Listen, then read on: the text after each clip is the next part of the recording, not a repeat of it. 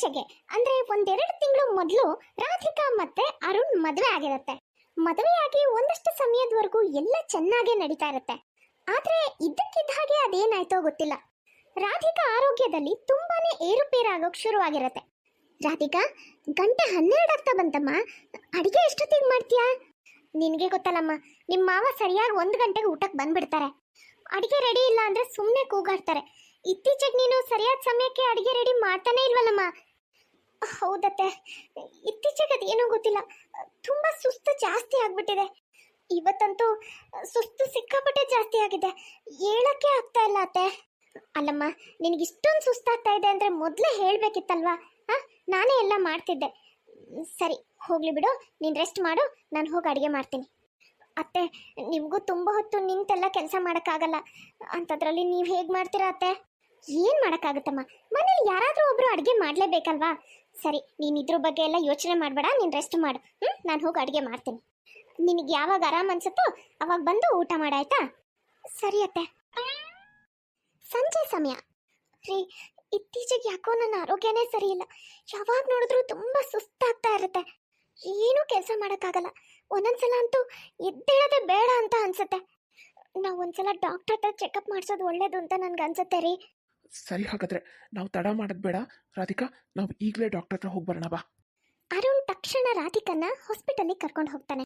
ನನಗೇನಾಗಿದೆ doctor, please ಬೇಗ ಹೇಳಿ, ನನಗೆ ತುಂಬ ಗಾಬರಿ ಆಗ್ಬಿಟ್ಟಿದೆ. ಗಾಬರಿ ಆಗೋವಂಥದ್ದು ಏನಿಲ್ಲಮ್ಮ, ಖುಷಿ ಪಡೋ ವಿಚಾರ. ನೀವು ತಾಯಿ ಆಗ್ತಾ ಇದ್ದೀರಾ. ಹೌದಾ ಡಾಕ್ಟರ್? ಡಾಕ್ಟರ್, ತುಂಬ ಖುಷಿ ವಿಚಾರ ಹೇಳಿದ್ರಿ. ಆದರೆ ರಾಧಿಕಾ ಅವರಿಗೆ ತುಂಬ ವೀಕ್ನೆಸ್ ಆಗಿರೋದ್ರಿಂದ ಪೂರ್ತಿ 9 ತಿಂಗಳು ಅವರು ಬೆಡ್ ರೆಸ್ಟಲ್ಲೇ ಇರಬೇಕಾಗುತ್ತೆ. ಮನೇಲಿ ಯಾವ ಕೆಲಸನೂ ಮಾಡೋಕ್ಕೆ ಹೋಗಬೇಡಿ, ಪೂರ್ತಿ ರೆಸ್ಟಲ್ಲಿ ಇರಲೇಬೇಕು ನೀವು. ಸರಿ ಡಾಕ್ಟರ್, ಹಾಗೆ ಆಗಲಿ. ರಾಧಿಕಾ, ಅರುಣ್ ಬಂದ್ರಾ? ನಾನು ನೀವು ಬರೋದನ್ನೇ ಕಾಯ್ತಾ ಇದ್ದೆ. ಡಾಕ್ಟರ್ ಏನು ಹೇಳಿದ್ರಪ್ಪ? ಅಮ್ಮ, ಖುಷಿ ವಿಚಾರನೇ ಹೇಳಿದ್ರು, ನೀನು ಅಜ್ಜಿ ಆಗ್ತಾ ಇದೀಯಾ. ಹೌದೇನೋ? ಅಯ್ಯೋ ದೇವ್ರೆ, ನನಗಂತೂ ಖುಷಿ ತಡೆಯೋಕ್ಕಾಗ್ತಿಲ್ಲ. ಆದ್ರೂ ಯಾಕೋ ನೀವಿಬ್ರು ಅಷ್ಟು ಖುಷಿಯಾಗಿರೋ ಥರ ಕಾಣ್ತಿಲ್ವಲ್ಲ, ಯಾಕೆ? ಅದು ಅಮ್ಮ, ಡಾಕ್ಟರ್ ಹೇಳಿದ್ರು ರಾಧಿಕಾಗೆ ತುಂಬಾ ವೀಕ್ನೆಸ್ ಇದೆ, ಹಾಗಾಗಿ ಅವಳು ಪ್ರೆಗ್ನೆನ್ಸಿ ಸ್ವಲ್ಪ ರಿಸ್ಕಿ ಆಗಿದೆ. ಹಾಗಾಗಿ ಪೂರ್ತಿ ಪ್ರೆಗ್ನೆನ್ಸಿಲಿ ಅವಳು ಬೆಡ್ ರೆಸ್ಟಲ್ಲೇ ಇರಬೇಕು ಅಂತ ಹೇಳಿದ್ದಾರೆ. ಓ ಹೌದಾ? ಕೆಲವು ಹೆಣ್ಮಕ್ಳಿಗೆ ಈ ಥರ ಆಗುತ್ತಪ್ಪ, ಆದರೆ ಏನು ಭಯ ಪಡೋ ಅವಶ್ಯಕತೆ ಏನಿಲ್ಲ. ಎಲ್ಲ ಹೇಗೋ ಸಂಭಾಳಿಸಿದ್ರೆ ಆಯಿತು ಬಿಡು. ಅಲ್ಲಮ್ಮ, ರಾಧಿಕಾ ಬೇರೆ ಏನೂ ಮಾಡೋ ಹಾಗಿಲ್ಲ, ಬೆಡ್ ರೆಸ್ಟಲ್ಲಿ ಇರ್ತಾಳೆ. ಅವಳಿಲ್ದೆ ಮನೆ ಎಲ್ಲ ಕೆಲಸನ ಹೇಗಮ್ಮ ಹ್ಯಾಂಡಲ್ ಮಾಡೋದು? ಈ ಕಡೆ ರಾಧಿಕನ್ನು ನೋಡ್ಕೋಬೇಕು, ಮನೆ ಕೆಲಸನೂ ಎಲ್ಲ ಹ್ಯಾಂಡಲ್ ಮಾಡಬೇಕು. ನಿನ್ನ ಮೇಲೆ ತುಂಬ ಹೊರೆ ಆಗ್ಬಿಡುತ್ತಮ್ಮ. ನೀನು ಬೇರೆ ಆರಾಮಿದೆಯಾ? ಇಲ್ಲ, ನಿನಗೂ ಹುಷಾರಿರಲ್ಲ, ತುಂಬ ಹೊತ್ತು ನಿಂತ್ಕೊಂಡು ಕೆಲಸ ಮಾಡೋಕ್ಕಾಗಲ್ಲ. ಹೇಗಮ್ಮ ಮಾಡೋದು? ಅಲ್ಲಪ್ಪ, ನೀನು ಹೂ ಅಂದರೆ ಯಾರಾದರೂ ಒಬ್ಬರು ಮನೆ ಕೆಲಸದವ್ರನ್ನ ಇಟ್ಕೊಂಡ್ರೆ ಹೇಗೆ? ಅವರು ಮನೆ ಕೆಲಸನೂ ಮಾಡಿಕೊಂಡು ಒಂದು ಸ್ವಲ್ಪ ಅಡುಗೆ ಗಿಡ್ಗೆನೂ ಮಾಡೋ ಥರ ಆದರೆ ಅನುಕೂಲ ಆಗುತ್ತಲ್ವಾ? ಸರಿ ನಮ್ಮ, ಹಾಗೆ ಮಾಡೋಣ. ನೀನೇ ನಿನಗೆ ಗೊತ್ತಿರೋರ ಹತ್ರ ಯಾರಾದರೂ ಕೆಲಸದವ್ರು ಸಿಗ್ತಾರಾ ಅಂತ ಹುಡ್ಕೊ. ಮಗ ಹೇಳಿದ ಮೇಲೆ ಪದ್ಮ ಒಬ್ಳು ಕೆಲಸದವಳನ್ನ ಗೊತ್ತು ಮಾಡ್ಕೋತಾಳೆ. ಆದರೆ ಅವಳು ಮಾಡೋ ಕೆಲಸ ಅವಳಿಗೆ ಇಷ್ಟನೇ ಆಗಲ್ಲ.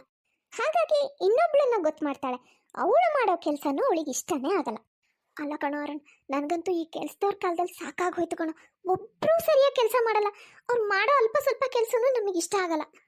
ಮನೆ ಕೆಲಸನಾದರೂ ಹೋಗಲಿ, ಅವ್ರು ಮಾಡೋ ಆ ಅಡುಗೆ ಅಂತೂ ಬಾಯಲ್ಲಿ ಹಾಕೋಕ್ಕಾಗಲ್ಲ. ಒಬ್ಳು ಸಿಕ್ಕಾಪಟ್ಟೆ ಮಸಾಲೆ ಹಾಕಿದ್ರೆ ಇನ್ನೊಬ್ಳು ಚೆನ್ನಾಗಿ ಎಣ್ಣೆ ಹುಯ್ದಿರ್ತಾಳೆ. ನನಗಂತೂ ಏನು ಮಾಡಬೇಕು ಅಂತಲೇ ಗೊತ್ತಾಗ್ತಿಲ್ಲಪ್ಪ, ತಲೆ ಎಲ್ಲ ಕೆಟ್ಟು ಹೋಗಿದೆ. ಇದೊಳ್ಳೆ ದೊಡ್ಡ ಸಮಸ್ಯೆ ಆಯ್ತಲ್ಲಮ್ಮ. ನೋಡೋಣ ಇರು, ಏನು ಮಾಡ್ಬೋದು ಯೋಚನೆ ಮಾಡೋಣ. ಅಮ್ಮ, ನನಗೆ ನೋಡಿದ್ರೆ ಡಾಕ್ಟ್ರು ಈ ಪ್ರೆಗ್ನೆನ್ಸಿ ಪೂರ್ತಿ ಬೆಡ್ ರೆಸ್ಟಲ್ಲೇ ಇರಬೇಕು ಅಂತ ಹೇಳಿದ್ದಾರೆ. ಹಾಗಾಗಿ ನಾನಂತೂ ಮನೇಲಿ ಏನೂ ಮಾಡೋಕ್ಕಾಗ್ತಾ ಇಲ್ಲ. ಪಾಪ ಅತ್ತೆ ಒಬ್ಬರಿಗೆ ಇಡೀ ಮನೆ ಕೆಲಸ ಮಾಡ್ಕೊಂಡು ಹೋಗೋಕ್ಕಾಗಲ್ಲ. ಆದರೂ ಪಾಪ ಅತ್ತೆ ಒಂದು ಹೊತ್ತು ಅವ್ರ ಮನೆ ಎಲ್ಲ ಕೆಲಸನೂ ಮಾಡ್ತಿದ್ರು. ಸಾಯಂಕಾಲ ಆಫೀಸಿಂದ ಬಂದಮೇಲೆ ಅರುಣ್ ಅತ್ತೆಗೆ ಎಲ್ಲ ಕೆಲಸದಲ್ಲಿ ಹೆಲ್ಪ್ ಮಾಡ್ತಾಯಿದ್ರು. ಇಬ್ರಿಗೂ ಕಷ್ಟ ಆಗತ್ತೆ ಅಂತ ಕೆಲಸದವ್ರನ್ನ ಇಟ್ಕೊಂಡ್ರೆ ಅವ್ರು ಮಾಡೋ ಕೆಲಸ ಯಾವುದು ಅತ್ತೆಗೆ ಇಷ್ಟ ಆಗಲಿಲ್ಲ. ಒಬ್ಬರು ಸರಿಯಾಗಿ ಕೆಲಸ ಮಾಡಲ್ಲಮ್ಮ, ಈ ಕೆಲಸದವರು ಇಲ್ಲ. ಹಾಗಾಗಿ ಈಗ ಮತ್ತೆ ಅತ್ತೆ ಮತ್ತು ಅರುಣ್ ಇಬ್ಬರೇ ಮನೆ ಎಲ್ಲ ಕೆಲಸನೂ ಮಾಡ್ಕೋಬೇಕಾಗಿದೆ. ನನಗಂತೂ ಇದನ್ನೆಲ್ಲ ನೋಡೋಕೆ ತುಂಬ ಬೇಜಾರಾಗ್ತಾ ಇದೆಯಮ್ಮ. ಆದರೆ ನನ್ನ ಕೈಲೂ ಏನೂ ಮಾಡೋಕ್ಕಾಗ್ತಾ ಇಲ್ಲ. ನನ್ನಿಂದಾಗಿ ಮನೇಲಿ ಎಲ್ರಿಗೂ ಇಷ್ಟು ತೊಂದರೆ ಅಲ್ಲ ಅಂತ ತುಂಬ ಬೇಜಾರಾಗ್ತಾ ಇದೆ ಅಮ್ಮ. ಹಾಗೆಲ್ಲ ಯೋಚನೆ ಮಾಡಬಾರ್ದು ಮಗಳೇ.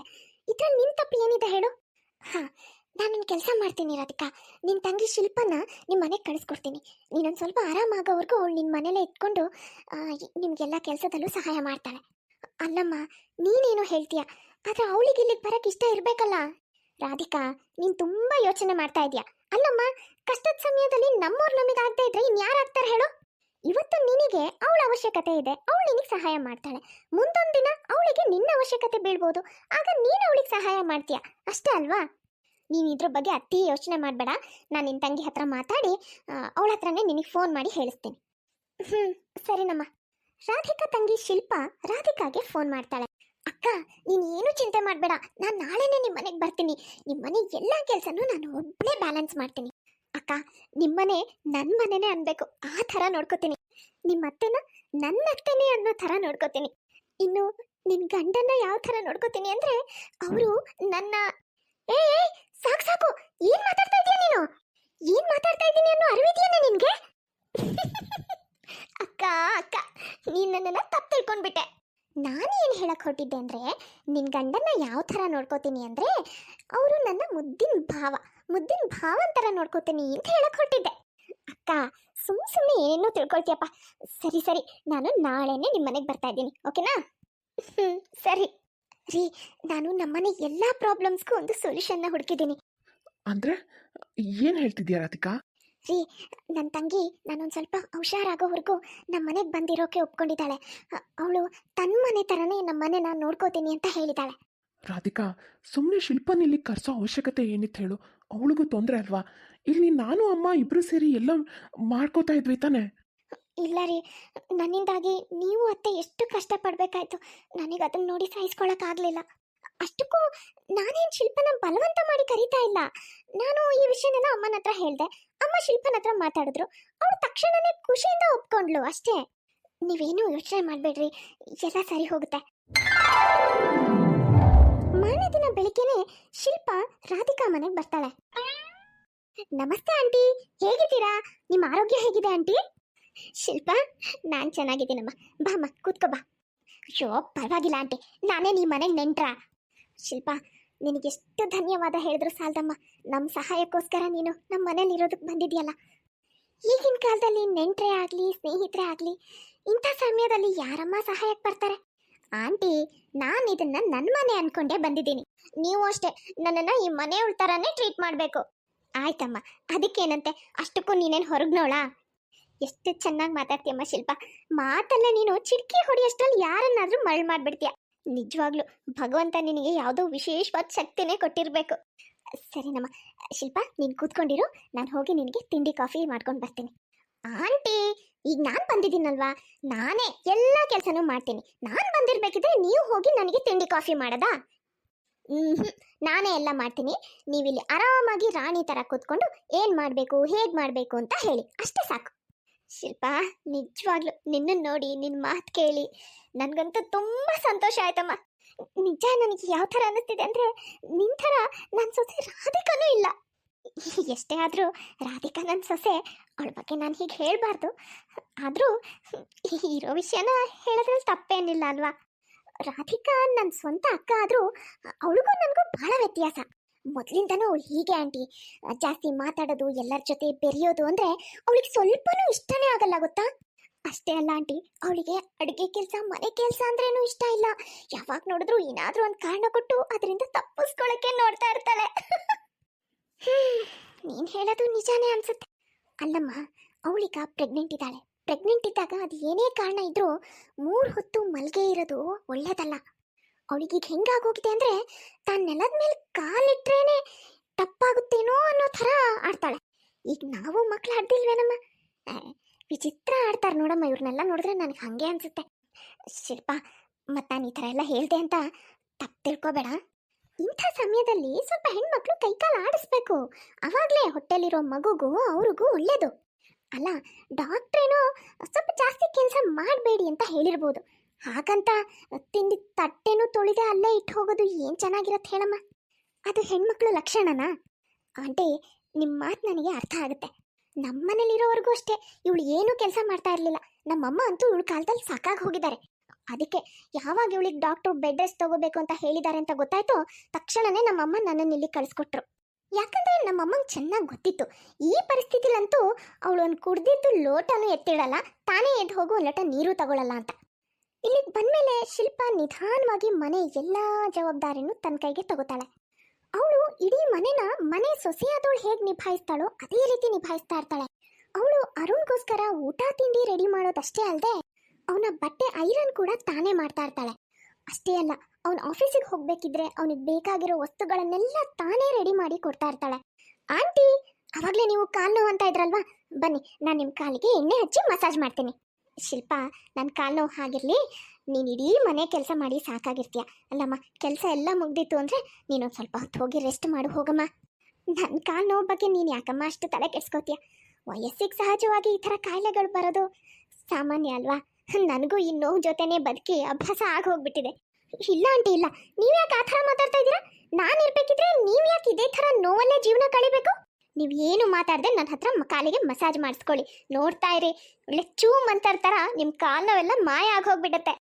ಶಿಲ್ಪ, ನಿಜವಾಗ್ಲೂ ನೀನು ಜಾದುಗಾರ್ತಿನೇ ನೋಡು. ನಿನ್ನ ಹತ್ರ ಮಾತಾಡ್ತಾನೆ ನನ್ನ ಕಾಲು ನೋವೆಲ್ಲ ಮಾಯ ಆಗಿ ಹೋಯ್ತು. ಕಾಲಿಗೆ ಮಸಾಜ್ ಮಾಡೋ ಅವಶ್ಯಕತೆನೇ ಇಲ್ಲ. ನಿಜ ಹೇಳ್ತೀನಮ್ಮ ಶಿಲ್ಪ, ಇಷ್ಟು ಪ್ರೀತಿಯಿಂದ ನನ್ನ ಸೊಸೆ ರಾಧಿಕಾ ಕೂಡ ಯಾವತ್ತೂ ನನ್ನ ಜೊತೆ ಮಾತಾಡಿಲ್ಲ. ಕಾಲಿಗೆ ಮಸಾಜ್ ಎಲ್ಲ ಮಾಡೋ ಅವಶ್ಯಕತೆನೇ ಇಲ್ಲ. ಒಂದೆರಡು ಮಾತು ನಮ್ಮ ಜೊತೆ ಪ್ರೀತಿಯಿಂದ ಮಾತಾಡಿದ್ರೆ ಸಾಕು, ಇಂಥ ನೋವೆಲ್ಲ ಮಾಯ ಆಗಿ ಹೋಗ್ಬಿಡತ್ತೆ. ಏನು ಮಾಡ್ತಿ ಹೇಳಮ್ಮ? ಈಗಿನ ಕಾಲದಲ್ಲಿ ನಮ್ಮಂಥ ವಯಸ್ಸಾದವ್ರ ಜೊತೆ ಕೂತ್ಕೊಂಡು ಒಂದೆರಡು ಮಾತಾಡೋಷ್ಟು ಪುರ್ಸೊತ್ತು ಪ್ರೀತಿ ಆಗಲಿ ಯಾರಿಗಿದೆ? ಅಂದರೆ ಆಂಟಿ, ಯಾವತ್ತೂ ನಮ್ಮಕ್ಕ ನಿಮ್ಮ ಜೊತೆ ಕೂತ್ಕೊಂಡು ಪ್ರೀತಿಯಿಂದ ಮಾತಾಡೇ ಇಲ್ವಾ? ನಿಮ್ಮ ಕಷ್ಟ ಸುಖ ವಿಚಾರಿಸೇ ಇಲ್ವಾ? ನಿಜವಾಗ್ಲೂ ಇದು ಸೊಸೆಯಾದವಳು ಅತ್ತೆ ಜೊತೆ ನಡ್ಕೊಳ್ಳೋ ರೀತಿನೇ ಅಲ್ಲ. ಅಲ್ಲ ಆಂಟಿ, ಅತ್ತೆ ಕಷ್ಟ ಸುಖ ವಿಚಾರಿಸೋದು, ಅವ್ರ ಸೇವೆ ಮಾಡೋದು ಎಲ್ಲ ಸೊಸೆಯಂದ್ರ ಕರ್ತವ್ಯ ಅಲ್ವಾ? ನಮ್ಮಕ್ಕ ಇದನ್ನೆಲ್ಲ ಮಾಡ್ತಾ ಇಲ್ಲ ಅಂದರೆ ನಿಜವಾಗ್ಲೂ ನಮ್ಮ ಮನೆಗೆ ಇದು ನಾಚಿಕೆ ಪಡೋವಂಥ ವಿಷಯ. ಹೋಗ್ಲಿ ಬಿಡಮ್ಮ, ಏನು ಮಾಡೋಕ್ಕಾಗುತ್ತೆ? ಅಕ್ಕ, ಊಟ ತಗೋ. ಅಕ್ಕ, ನೀನಂತೂ ಬೆಡ್ ಬಿಟ್ಟು ಕೆಳಗಡೆ ಇಳಿಬೇಡ. ನಿನಗೇನೇ ಬೇಕಿದ್ರೂ ನನ್ನನ್ನು ಕರಿ, ನಾನು ನಿನಗೆಲ್ಲ ತಂದುಕೊಡ್ತೀನಿ. ನೀನು ಮಾತ್ರ 24 ಗಂಟೆ ರೆಸ್ಟಲ್ಲೇ ಇರಬೇಕು. ಶಿಲ್ಪ, ನಿಜ ಹೇಳ್ಬೇಕಂದ್ರೆ ನನಗೆ ರೆಸ್ಟ್ ಮಾಡಿನೇ ಸುಸ್ತಾಗಿ ಹೋಗಿದ್ದೀನಿ. ಅಲ್ಲ ಕಣೆ, ಈಗ ಸಣ್ಣ ಪುಟ್ಟ ಕೆಲಸನಾದರೂ ನಾನು ಮಾಡ್ಬೋದಲ್ವಾ? ಅಷ್ಟು ಮಾಡಿದ್ರೆ ಏನೂ ತೊಂದರೆ ಆಗಲ್ಲ. ಇಲ್ಲಕ್ಕ, ನೀನು ಸಣ್ಣ ಕೆಲಸನೂ ಮಾಡೋ ಹಾಗಿಲ್ಲ. ಆಮೇಲೆ ನಿನಗೇನಾದರೂ ತೊಂದರೆ ಆಯ್ತಂದ್ರೆ ನಾನಿದ್ದು ನಮ್ಮ ಅಕ್ಕಂಗೆ ಈ ಥರ ಆಯ್ತಲ್ಲ ಅಂತ ನಾನು ಕೊನೆಯವರೆಗೂ ನನ್ನನ್ನು ನಾನು ಕ್ಷಮಿಸಲ್ಲ. ಅಲ್ಲಕ್ಕ, ಅಷ್ಟಕ್ಕೂ ನಾನು ಇಲ್ಲಿ ಬಂದಿದ್ಯಾಕೆ? ನಿನಗೆ ರೆಸ್ಟ್ ಸಿಗಲಿ ಅಂತ ತಾನೇ ನಾನು ಇಲ್ಲಿಗೆ ಬಂದಿದ್ದು. ನೋಡಕ್ಕ, ನಾನಿಲ್ಲಿ ಇರೋವರೆಗೂ ನೀನು ಎಲ್ಲ ಜವಾಬ್ದಾರಿನೂ ನನಗೆ ಕೊಟ್ಟು ನಿನ್ನ ಪಾಡಿಗೆ ನೀನು ಆರಾಮಾಗಿರು. ಸರಿ ಸರಿ. ಹಾಂ ಶಿಲ್ಪ, ನಾನು ನಿನಗೇನೋ ತೋರಿಸ್ಬೇಕಿತ್ತು. ಅಲ್ಲಿ ಆ ಕಡೆ ಮೂಲೆಯಲ್ಲಿ ಕಬೋರ್ಡ್ ಇದೆ ಅಲ್ಲ, ಅದರಲ್ಲಿ ಒಂದು ಟೀ ಶರ್ಟು ಜೀನ್ಸ್ ಪ್ಯಾಂಟ್ ಇದೆ. ಅದನ್ನು ನೋಡಿ ಹೇಗಿದೆ ಅಂತ ಹೇಳ್ತೀಯಾ? ನಿಮ್ಮ ಭಾವ ನನಗೆ ಕೊಡಿಸಿರೋದು ಕಣೆ. ಹೌದಾ? ಸರಿ ಇರಕ್ಕ, ಹೋಗಿ ನೋಡ್ತೀನಿ. ವಾವ್ ಅಕ್ಕ, ಈ ಟೀ ಶರ್ಟು ಜೀನ್ಸು ಎಷ್ಟು ಚೆನ್ನಾಗಿದೆಯೇ! ಛೇ, ನನ್ನ ಹತ್ರನೂ ಇಂಥ ಡ್ರೆಸ್ ಇದ್ದು ನಾನು ಅದನ್ನು ಹಾಕೊಳ್ಳೋ ಹಾಗಿದ್ದಿದ್ರೆ. ಅಕ್ಕ, ಡ್ರೆಸ್ ತುಂಬ ಚೆನ್ನಾಗಿದೆ, ಅಷ್ಟೇ ಕಾಸ್ಟ್ಲಿನೂ ಇರಬೇಕಲ್ಲ? ಅಯ್ಯೋ, ಅದರ ರೇಟ್ ತಗೊಂಡು ಏನು ಮಾಡ್ತೀಯಾ? ನಿನಗೆ ಅದು ಇಷ್ಟ ಆಯಿತು ತಾನೆ? ಇವತ್ತೊಂದಿನ ನೀನು ಆ ಡ್ರೆಸ್ನ ಹಾಕೋ. ನೀನು ನನ್ನ ತಂಗಿ ಅಲ್ವಾ? ನೀನು ನನಗೆ ಇಷ್ಟೆಲ್ಲ ಮಾಡ್ತಾ ಇರಬೇಕಿದ್ರೆ ಒಂದಿನ ನನ್ನ ಡ್ರೆಸ್ ನಿನಗೆ ಹಾಕ್ಕೊಳಕ್ಕೆ ಕೊಟ್ಟರೆ ಏನಾಗ್ಬಿಡುತ್ತೆ? ಆದರೆ ಶಿಲ್ಪ, ಬೇಜಾರು ಮಾಡ್ಕೋಬೇಡಮ್ಮ. ಬೇರೆ ಬಟ್ಟೆ ಆದರೆ ನಿನಗೆ ಇಷ್ಟ ಆಯ್ತಂದ್ರೆ ನಿನಗೆ ಕೊಟ್ಬಿಡ್ತಾ ಇದ್ದೆ ನಾನು. ಆದರೆ ಈ ಡ್ರೆಸ್ನ ನಂಗೆ ಮತ್ತೆ ವಾಪಸ್ ಕೊಟ್ಬಿಡು. ಯಾಕಂದರೆ ನಿಮ್ಮ ಭಾವ ನನಗೆ ಗಿಫ್ಟ್ ಆಗಿ ಕೊಟ್ಟಿರೋದು. ಅದನ್ನು ನಾನು ಕೊನೆಯವರೆಗೂ ಹುಷಾರಾಗಿ ಇಟ್ಕೋಬೇಕು ಅಂತ ಅಂದ್ಕೊಂಡಿದ್ದೀನಿ. ಅದೆಲ್ಲ ಸರಿ ಅಕ್ಕ, ಆದರೆ ಈ ಡ್ರೆಸ್ನ ಭಾವ ನಿನಗೋಸ್ಕರ ತಂದು ಕೊಟ್ಟಿರೋದು. ಅದನ್ನು ನಾನು ಹಾಕ್ಕೊಂಡ್ರೆ ಆಮೇಲೆ ಭಾವ ನೋಡಿ ತಪ್ಪು ತಿಳ್ಕೊಳ್ಳಲ್ಲ ತಾನೇ? ಇಲ್ಲ ಇಲ್ಲ, ನಿಮ್ಮ ಭಾವ ಅಷ್ಟು ಸಣ್ಣದಾಗಿ ಯೋಚನೆ ಮಾಡೋ ಮನುಷ್ಯ ಅಲ್ಲ. ಅವ್ರು ಏನು ತಪ್ಪು ತಿಳ್ಕೊಳ್ಳಲ್ಲ, ನೀನು ಹಾಕು. ಸರಿ ಅಕ್ಕ, ಹಾಗಾದರೆ ನೀನು ಇಷ್ಟು ಹೇಳ್ತಿದ್ಯಾ ಅಂದಮೇಲೆ ನಾನು ಹಾಕ್ಕೊಳ್ತೀನಿ. ಶಿಲ್ಪ ರಾಧಿಕಾ ಕೊಟ್ಟಿರೋ ಜೀನ್ಸ್ ಪ್ಯಾಂಟು ಟೀ ಶರ್ಟ್ ಹಾಕೊಂಡು ರೆಡಿ ಆಗ್ತಾಳೆ. ಸ್ವಲ್ಪ ಹೊತ್ತಲ್ಲೇ ಅರುಣ್ ಆಫೀಸಿಂದ ಮನೆಗೆ ಬರ್ತಾನೆ. ಅರೆ ಭಾವ, ಆಫೀಸಿಂದ ಬಂದ್ರಾ? ಕೂತ್ಕೊಳ್ಳಿ ಭಾವ, ನಾನು ನಿಮಗೆ ಟೀ ಮಾಡಿ ತಗೊಂಡು ಬರ್ತೀನಿ. ಅರೆ, ಈ ಡ್ರೆಸ್ಸು ಇದನ್ನ ನಾನು... ಹಾಂ ಭಾವ, ಈ ಡ್ರೆಸ್ನ ಅಕ್ಕ ನನಗೆ ಕೊಟ್ಲು. ಅದು ಅಕ್ಕ ಹೇಳ್ತಿದ್ಲು, ಅವಳಿಗೆ ಈ ಡ್ರೆಸ್ ಸ್ವಲ್ಪನೂ ಇಷ್ಟ ಆಗ್ಲಿಲ್ವಂತೆ. ಅದಕ್ಕೆ ಇದನ್ನ ನೀನು ಮನೇಲಾದ್ರೂ ಹಾಕೋ ಅಂತ ನನಗೆ ಕೊಟ್ಲು. ಯಾಕೆ ಭಾವ, ಏನಾಯ್ತು? ಅಲ್ಲ ಭಾವ, ನಿಮಗೂ ಈ ಡ್ರೆಸ್ ಇಷ್ಟ ಇಲ್ವಾ? ಇಲ್ಲ ಇಲ್ಲ, ಹಾಗೆಲ್ಲ ಏನಿಲ್ಲ, ಡ್ರೆಸ್ ಚೆನ್ನಾಗೇ ಇದೆ. ಸರಿ, ನೀನು ಹೋಗು, ಒಂದು ಕಪ್ ಟೀ ಮಾಡಿಕೊಡು. ಶಿಲ್ಪ ತನ್ನ ಅಕ್ಕನ ಗಂಡನ ಮನೆಗೆ ಬಂದು ಆಡ್ತಾ ಇರೋ ಆಟ ಇಲ್ಲಿವರೆಗೂ ಯಾರಿಗೂ ಅರ್ಥ ಆಗಿರಲ್ಲ. ಅವಳು ಬೇಕು ಅಂತಾನೆ ರಾಧಿಕನ್ನ ಅವಳ ಗಂಡ ಮತ್ತೆ ಅತ್ತೆ ದೃಷ್ಟಿಲಿ ಕೆಟ್ಟವಳನ್ನಾಗಿ ಮಾಡೋ ಪ್ರಯತ್ನ ಮಾಡ್ತಾ ಇರ್ತಾಳೆ. ಮನೆಯವ್ರ ಎದುರಿಗೆ ರಾಧಿಕಾ ಕೆಟ್ಟವಳಾಗಿ ಕಾಣಬೇಕು, ತಾನು ಒಳ್ಳೆಯವಳಾಗಿ ಕಾಣಬೇಕು, ಆ ರೀತಿ ಸಿಚುಯೇಷನ್ಸ್ನ ಕ್ರಿಯೇಟ್ ಮಾಡ್ತಾ ಇರ್ತಾಳೆ. ಈ ಕಡೆ ರಾಧಿಕಾ ಹತ್ರ ಬಂದು ನಿನ್ ಬೆಡ್ಡಿಂದ ಕೆಳಗಡೆ ಇಳಿಲೇಬೇಡ ಅಂತ ಹೇಳ್ತಾ ಇರ್ತಾಳೆ. ಈ ಕಡೆ ರಾಧಿಕಾ ಅತ್ತೆ ಹತ್ರ ಬಂದು ರಾಧಿಕಾ ಬಗ್ಗೆ ಅವಳ ಮನಸ್ಸಿನಲ್ಲಿ ಕೆಟ್ಟ ಭಾವನೆ ಬರೋ ತರ ಏನೇನೋ ಹೇಳ್ತಾ ಇರ್ತಾಳೆ. ನೋಡಿ ಆಂಟಿ, ಅಕ್ಕ ಅಂತೂ ಬೆಡ್ ಬಿಟ್ಟು ಕೆಳಗಡೆ ಇಳಿಯೋದೇ ಇಲ್ಲ ಅಂತಾಳೆ. ಅಲ್ಲ, ಬೆಡ್ ಮೇಲೆ ಕೂತ್ಕೊಂಡೆ ಒಂದ್ ಸ್ವಲ್ಪ ಬಟ್ಟೆ ಮರ್ಚಿಡೋ ಕೆಲಸನಾದ್ರೂ ಮಾಡ್ಬೋದಲ್ವಾ? ಮನುಷ್ಯ ಆದ್ಮೇಲೆ ಸ್ವಲ್ಪ ಕೈ ಕಾಲು ಆಡಿಸ್ತಾ ಇದ್ರೆ ಏನಕ್ಕೆ ಬರ್ಬೇಕು ಹೇಳಿ? ನೀವು ಸರಿಯಾಗಿ ಹೇಳ್ತಾ ಇದ್ರಿ ಆಂಟಿ. ಅಲ್ಲ, ನಾನು ಊಟ ತಗೊಂಡೋಗಿ ಕೊಡ್ತೀನ, ಊಟ ಮಾಡಿ ಅಲ್ಲೇ ತಟ್ಟೆಲೆ ಕೈ ತೊಳೆದು ಆ ತಟ್ಟೆನ ನನ್ನ ಕೈ ಕೊಟ್ಟು ಕಳಿಸ್ತಾಳೆ. ನಾನೇನೋ ನಮ್ಮ ಅಕ್ಕ ಅಂತ ಇಷ್ಟೆಲ್ಲ ಮಾಡ್ತಾ ಇದ್ದೀನಿ, ಇನ್ನು ಯಾರೇ ಆಗಿದ್ರು ಇಷ್ಟೆಲ್ಲ ಚಾಕ್ರಿ ಮಾಡ್ತಾ ಇರಲಿಲ್ಲ. ನಿಜವಾಗ್ಲೂ ಆಂಟಿ, ಇಂಥ ಸೊಸೆನ ಸಹಿಸ್ಕೊಂಡಿದ್ದೀರಲ್ಲ, ನಿಮ್ಮಂಥ ಅತ್ತೆ ಸಿಕ್ಕಿರೋದು ನಮ್ಮ ಅಕ್ಕನ ಪುಣ್ಯ. ನಿಜ ಹೇಳ್ಬೇಕಂದ್ರೆ ನಿಮ್ಮ ಪಾದ ತೊಳೆದು ನೀರು ಕುಡಿಬೇಕವಳು. ನೀವೆಷ್ಟು ಸಪೋರ್ಟ್ ಮಾಡ್ತೀರಾ ಆಂಟಿ ಅವಳಿಗೆ, ಆದ್ರೆ ಅವಳು ನನ್ನ ಹತ್ರ ನಿಮ್ಮ ಬಗ್ಗೆನೇ ಇಲ್ದೇ ಇರೋದೆಲ್ಲ ಚಾಡಿ ಹೇಳ್ತಾಳೆ. ಅವಳು ಈ ಥರ ಮಾತನ್ನು ಕೇಳಿ ಕೇಳಿ ನನಗಂತೂ ಸಾಕಾಗಿ ಹೋಗಿದೆಪ್ಪ. ಏನು ಮಾಡೋದಮ್ಮ, ಎಲ್ಲ ನನ್ನ ಹಣೆ ಬರ. ಅದಕ್ಕೆ ಇಂಥ ಸೋಂಬೇರಿ ಸೊಸೆ ನನಗೆ ಸಿಕ್ಕಿದ್ದಾಳೆ, ಇಂಥ ಸೋಂಬೇರಿ ಹೆಂಡತಿ ನನ್ನ ಮಗನಿಗೆ ಸಿಕ್ಕಿದ್ದಾಳೆ. ನಿಜವಾಗ್ಲೂ ನನಗೆ ಹೆಂಗೆ ಅನಿಸ್ತಾ ಇದೆ ಅಂದರೆ, ನನ್ನ ಮಗನ ಮದುವೆ ಇವಳು ಬದಲು ನಿನ್ನ ಜೊತೆನಾದರೂ ಆಗಬಾರ್ದಿತ್ತ, ನಿನ್ನ ಜೊತೆ ಆಗಿದ್ರೆ ಎಷ್ಟು ಚೆನ್ನಾಗಿರ್ತಿತ್ತು ಅಂತ ಅನಿಸ್ತಾ ಇದೆ.